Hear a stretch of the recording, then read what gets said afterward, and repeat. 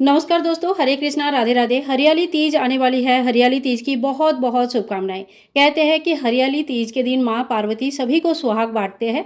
इसीलिए सभी सुहागन लेडीज जो है ना, हरियाली तीज की प्रोग्राम त्यौहार मनाते हैं। कहीं व्रत रखा जाता है और कहीं पे बिना व्रत का खाली फेस्टिवल जैसा मनाया जाता है। इसके लिए क्या क्या सामग्री चाहिए, चलिए देख लेते हैं। सबसे पहले तो देखिए, अपना हरा चूड़ी जरूर पहन लीजिएगा, नेल पॉलिश लगा लीजिए, हाथ में मेहंदी भी लगाया जाता है। लेकिन आज जो है ना, हरियाली तीज नहीं है, इसलिए मैंने अभी तक मेहंदी नहीं लगाया है। तो यहाँ पे देखिए, हमने एक चौकी ले लिया है। चौकी के ऊपर ये बिछाने वाला ग्रीन कपड़ा कुछ ले लीजिए।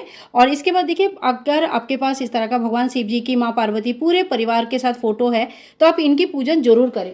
और अगर फोटो नहीं है, मूर्ति है, तो आप उनके भी पूजन कर सकते हैं। कहने का मतलब है, शिव परिवार का पूजन इस दिन किया जाता है। हरियाली तीज के दिन माता पार्वती, भगवान शिव जी और गणेश जी का इस तरह का मिट्टी का मूर्ति बनाकर पूजन करने का विशेष महत्व माना गया है। तो यहाँ पे देखिए, गोलाकार पिंडाकार रूप में मैंने यहाँ पे माँ पार्वती, भगवान गणेश जी और साथ में भगवान शिव जी बना लिया है। तो शिव जी के इस तरह का शिवलिंग बनाना है और सभी को बेलपत्र के आसन लगाकर बैठा है। तो इस तरह का आप मूर्ति बना सकते हैं। अगर आपको बहुत अच्छा बनाना आता है तो आप बहुत अच्छी तरह से भी बना सकते हैं। आज के दिन माता को श्रृंगार की सामग्री जरूर चढ़ाया जाता है। तो अगर आप लोगों को ऐसे हरा दुपट्टा मिल जाता है तो हरा दुपट्टा चढ़ाइए, नहीं मिलता है तो नॉर्मल लाल दुपट्टे भी चढ़ा सकते हैं। इसके साथ देखिए, श्रृंगार की सामग्री में हरा चूड़ी होना बहुत आवश्यक है। तो कांच की हरा चूड़ी आप ले लीजिएगा। साथ में हमने बिंदी के पत्ते, मेहंदी, काजल और साथ में सिंदूर ले लिया है। तो देखिए, जो भी आप चाहे तो 16 श्रृंगार चढ़ा सकते हैं। आप चाहे तो 16 श्रृंगार नहीं है तो कम से कम 5 या 7 श्रृंगार चढ़ा सकते हैं। तो यहाँ पे माता के लिए हमने श्रृंगार का सामग्री ले लिया है। इसके बाद हमें धूप और दीप प्रज्वलित करनी है, तो धूप और दीप यहाँ पे हम लोग ले लेंगे और घी का दीपक ले सकते हैं।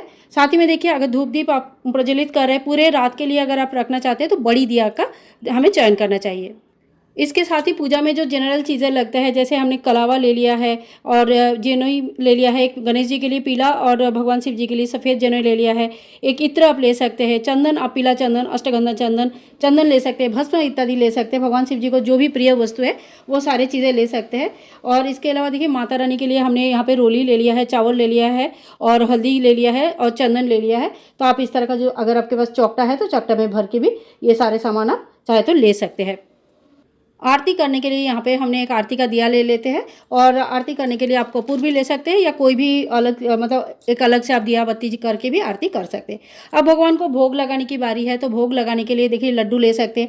इस समय घेवर का बहुत बड़ा महत्व होता है, तो आप चाहे तो घेवर भी ले सकते हैं। मतलब अगर जिस दिन हरियाली तीज है उस दिन घेवर भी ला सकते हैं।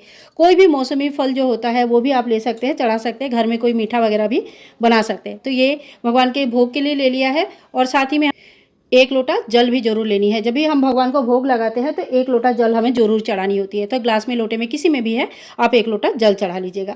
तो इस तरह से हमारे पूजा के सामग्री हो जाता है। इसके साथ ही भगवान शिव जी को जो भी प्रिय वस्तु है, जैसे धतूरा वगैरह आप ले सकते हैं, अगर आपको धतूरा मिल जाता है। भांग के पत्ते देखिए इस तरह का होता है, छोटे छोटे भांग के पत्ते ले सकते हैं। और कन्हेर के फूल ले सकते हैं। माँ पार्वती के लिए सफ़ेद लाल फूल ले सकते हैं, भगवान शिव जी के लिए सफ़ेद फूल। और दुर्वा घास ले लिया है हमने भगवान के लिए। तो इस तरह का। और सबसे बड़ी बात है, अगर आपको संभव है तो बेलपत्र आप जरूर ले लीजिएगा। छोटे बड़े जैसे भी आपको बेलपत्र मिल जाता है, बेलपत्र आप जरूर ले लीजिएगा। तो इस तरह का देखो, 3 डंडे वाले ऐसे बेलपत्र होता है, ये हमें जरूर लेनी है। समी के पत्ते मिल जाते हैं तो समी के पत्ते भी हमें जरूर लेनी है। भांग के पत्ते लेने हैं। कहने का मतलब है, जो भी सामान आपको इस दिन मिल जाएगा वो सारे सामान हमें लेनी है। ये सारे सामान जो है ना, भगवान शिव जी को चढ़ाया जाता है, साथ ही में माँ पार्वती को चढ़ाया जाता है। तो यहाँ पे मैंने सारे फूलों की व्यवस्था कर लिया है। सो फ्रेंड्स, ये वो सारे सामग्री है जो हमें भगवान शिव जी की, माँ पार्वती की पूजा के लिए चाहिए होगा। इसके साथ ही देखिए, अगर आप सूक्ष्म रूप में थोड़ा सा सरल विधि से पूजा कर रहे हैं तो इतना सामग्री काफ़ी हो जाती है। अगर आप कलश स्थापना करना चाहते हैं तो इसके लिए हमें एक तांबा, पीतल या मिट्टी की कलश चाहिए होगा। कंठ तक इसमें पानी भरेंगे, इसमें मूली या कलावा बांध लेंगे गले में। और आम का या अशोक का 5 पत्ते हमें कम से कम चाहिए होगा। 5 7 आप कितने भी संख्या में जो है ना, आम का या अशोक का पत्ते ले सकते हैं। तो यहाँ पे मैंने अशोक के पत्ते ले लिया है। इसके साथ ही इसके ऊपर रखने के लिए एक पूर्ण पात्र लेना है। तो चावल से भरा कोई भी एक पूर्ण पात्र आप ले लीजिएगा यहाँ पे।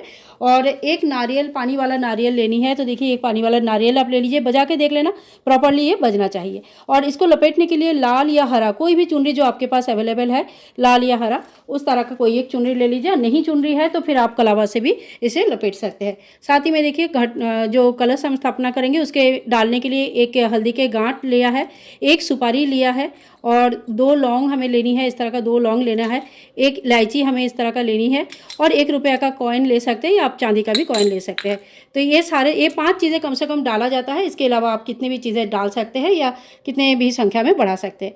सो फ्रेंड्स, ये वो टोटल सामग्री है जो हमें पूजा के लिए चाहिए होगा। हरियाली तीज के दिन पूजा घर में करने के लिए यही सारे सामग्री चाहिए। आप चाहे तो मंदिर में जाके भी पूजन कर सकते हैं। तीज के दिन झूला ज़रूर झूला जाता है, तो आप खुद भी झूला झूल सकते हैं। और अगर आपके पास लड्डू गोपाल जी की सेवा है तो उनको हरा कलर का ड्रेस पहनाइए, बहुत अच्छे से सेवा कीजिएगा, झूला ज़रूर झूलाइएगा। फ्रेंड्स, हरियाली तीज बहुत बड़ी त्यौहार होते हैं। अगर आपके यहाँ पे व्रत नहीं भी रखा जाता है तभी भी आप फेस्टिवल की तरह इस त्यौहार को मना सकते हैं। सुहाग का सामग्री आपको जरूर दान करनी है, क्योंकि कहते हैं कि माँ पार्वती इस दिन सभी को सुहाग बांटते हैं। सुहाग का सामग्री कैसे दान करना है, कितने दान कर सकते हैं, ये सारी चीज़ों का वीडियो ऑलरेडी चैनल पर है। आप चाहे तो एक बार उन वीडियोस को भी देख सकते हैं।